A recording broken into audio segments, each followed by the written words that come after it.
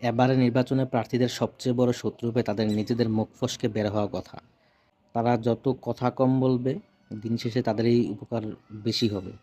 প্রতিদ্বন্দ্বিতা করা প্রার্থীদের যারা উপদেষ্টা আছেন, যারা সারাক্ষণ দেখি যে চারপাশে থাকেন, খুবই ঘনিষ্ঠ লোক প্রার্থীদের, তারা প্রার্থীদেরকে পরামর্শ দিবেন যেন কথা কম বলে, যতটা সম্ভব কথা কম বলা যায়।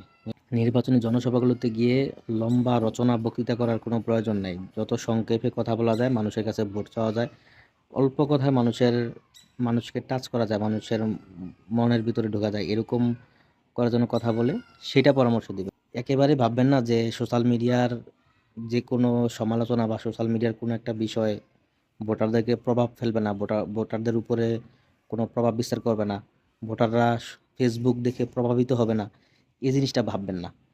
এই জিনিসটা মাথায় রেখে সবাই চেষ্টা করবেন যেন যত কথা কম বলা যায়। বেশি কথা বললে মুখ ফসকে কথা বের হয়ে যায়, স্লিপ অফ টাং দেখবেন যে আপনার অনেক ভোট স্লিপ কেটে যাবে। এটাই বাস্তব।